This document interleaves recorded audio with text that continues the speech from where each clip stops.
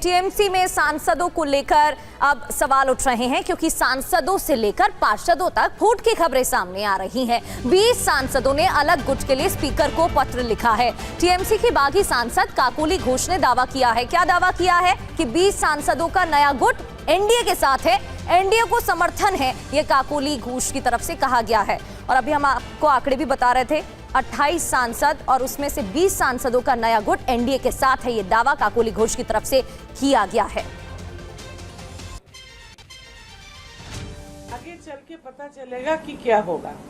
अभी के लिए ये काफी नहीं है कि हम लोग काम करना चाहते हैं, बंगाल के लिए काम करना चाहते हैं, देश के लिए काम करना चाहते हैं, भारत को सुरक्षित रखने के लिए काम करना चाहते हैं। ये बहुत अहम मुद्दा है।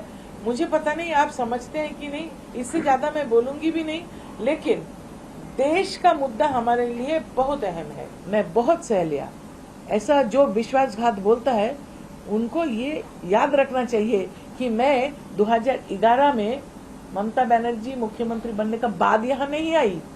मैं 40 साल से यहाँ लड़ रही हूँ और मैं जैसे कहा, ये लोग का बात को मुझे कुछ असर नहीं होता मुझ पर। और रजनीश रंजन भी हमारे साथ बने हुए हैं।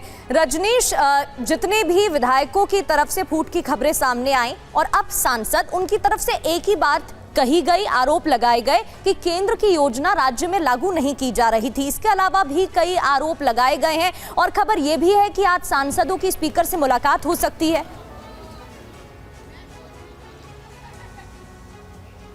देखिए, स्पीकर अभी दिल्ली में नहीं है तो आज ये मुलाकात होगी, इसकी संभावना कम है। बताया ये जा रहा है कि स्पीकर जो लोकसभा के हैं वो 2 दिनों के लिए चंडीगढ़ गए थे और कल सुबह वो दिल्ली पहुंच सकते हैं।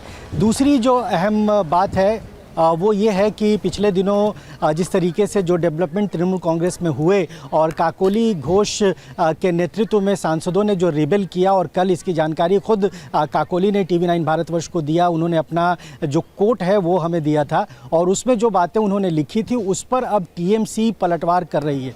टीएमसी का जो ओरिजिनल गुट है, जो ममता बनर्जी के साथ रहने वाले जो सांसद हैं, उनका ये कहना है कि 20 मई को जब ममता बनर्जी ने लोकसभा स्पीकर को चिट्ठी कर पार्टी के चीफ विप से काकोली घोष को हटा दिया और कल्याण बनर्जी को चीफ विप बनाने की रिक्वेस्ट भेज दी और वो रिसीविंग लोकसभा स्पीकर के कार्यालय से वापस भी आ गई, तो इसका मतलब ये है कि काकोली घोष चीफ विप नहीं है।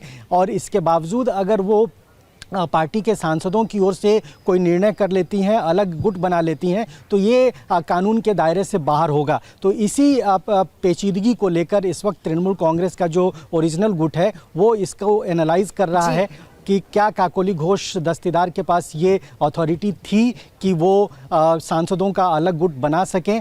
कानूनन ये उनके पास नहीं है, तो निश्चित तौर पर ऐसा लगता है कि तृणमूल कांग्रेस का जो ओरिजिनल गुट है, ममता बनर्जी, इस मामले को लेकर कोर्ट जा सकती हैं और सीधे सीधे काकोली घोष ने जो चिट्ठी लोकसभा स्पीकर को दी है उसको असंवैधानिक बता सकती हैं। ठीक है, बहुत बहुत शुक्रिया आपका जानकारी के लिए।